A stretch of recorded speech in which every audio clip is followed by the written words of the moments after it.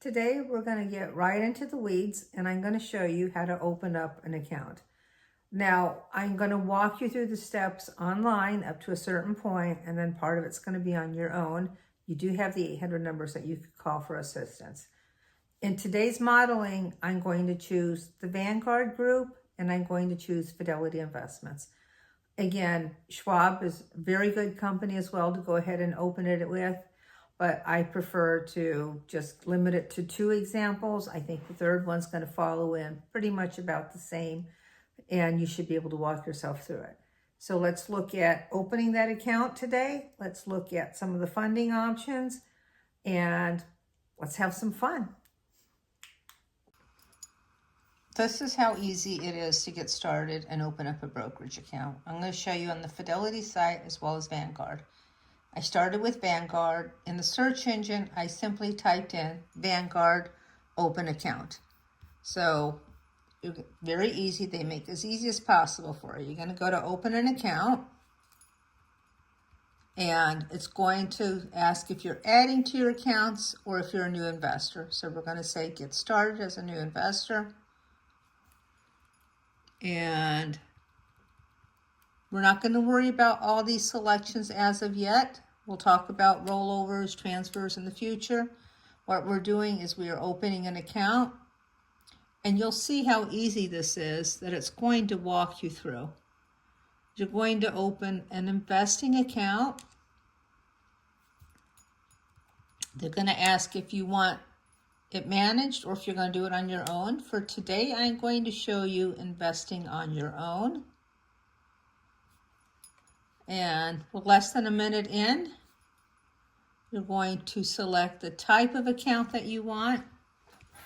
And it's going to give you a few options. So where you see that it's saying IRA and cash bundle, it's basically going to open 2 accounts for you. So it'll open an IRA as well as a brokerage account. But we're going to go down here and we're going to talk about the differences. So if you're opening a retirement account on your own, you have the choice of a Roth IRA, a traditional IRA. Now, both of these accounts require that you have earned income. That means if you're making interest off of rental properties, or if you're making money off of your interest savings account, someone's gifting you money, that does not count as earned income. It has to be money that, I guess a good way to look at it is that Social Security, Medicare taxes, and everything are being paid out of it. So if that's the case, you could open up a Roth or a traditional. We'll go over the differences in both of those in the next video. But again, we're going to show you how to open that. If you want to open the account with more than one person on it, you would do a joint brokerage, or you would do an individual brokerage if it's just you. Once you click on the Open Now, it's really very self-explanatory. You're going to put in all your information, everything in there, go through it. This literally will take you less than 3 minutes to complete. All these companies tend to do a soft search, identity search, to make sure that it's you. In the identity search, what they're checking is this really the person or not? It's not hitting your score or your credit in any way. So let's go to show you on the Fidelity. Same thing. You're going to hit open an account. And I just did Fidelity open accounts. So Fidelity has kind of the same, where it says invest on your own or if you need help with investing.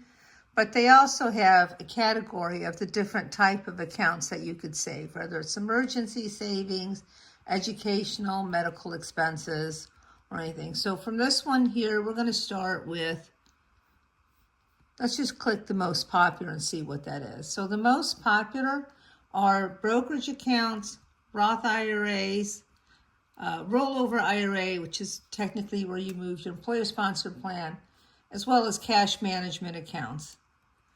Same thing, if we click on this and we say, okay, I'm going to be opening a Roth IRA, it'll tell you what a Roth IRA are, what the benefits are, and if you qualify or not. And again, I will cover that for you. So in a Roth IRA, you're going to manage your own investments. Same thing, you're going to say no if you don't have an account. If you do, go ahead and say the yes.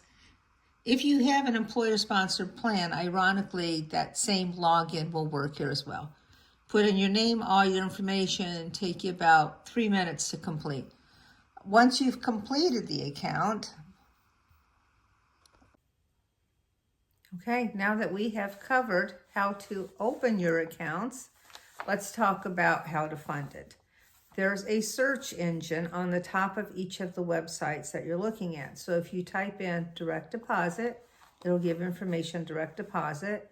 If you're doing ETF, which is electronic funds transfer, which means it's coming from a savings or checking account into your account, you could do that as well. Most of the firms also have where you could take a picture of a check and you could deposit directly through the mobile app. You'll need the mobile app for that as well to sign up. If you're having any difficulty whatsoever, pick up the phone, give them a call. That's what they're there for. Trust me, we want to help you start investing. Now, you're not limited to opening just one account. So, while Roth and traditional IRAs have a limit of $7,000 per year that you could put in, and it's not calendar year. So theoretically, you have from January 1st of example 2025 through April 15th of 2026 to make the 2025 contribution. So it's not just within the calendar year for the IRA, you actually have till tax filing deadline for that. Now that's for IRAs, that does not count for 401ks, and it does not count for all other type of accounts. But you could put in $7,000, either a traditional or a Roth. If you are over the age of 50, then you're lucky. You actually get to put in an extra $1,000 for a catch-up contribution on that.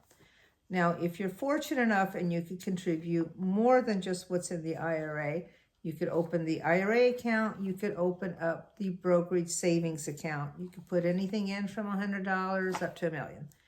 Millions, actually. So if you're at that stage, you may want to skip my first few videos and go to where it's a little bit more advanced on estate planning and how to take care of all that money that you have as well. But back to the beginning, back to volume 2. You can open those accounts. We're going to talk next about how to invest it. The next step is you're going to set up if you want this to happen monthly. If you want it bi-monthly, you could choose the day of the month as well. Now, the nice thing is you're not in a contract. You could stop these at any time. You could pause if you need to. I would look at stopping a lot of things before you stop your retirement savings, but it is an option that you can stop it or you can pause it as well.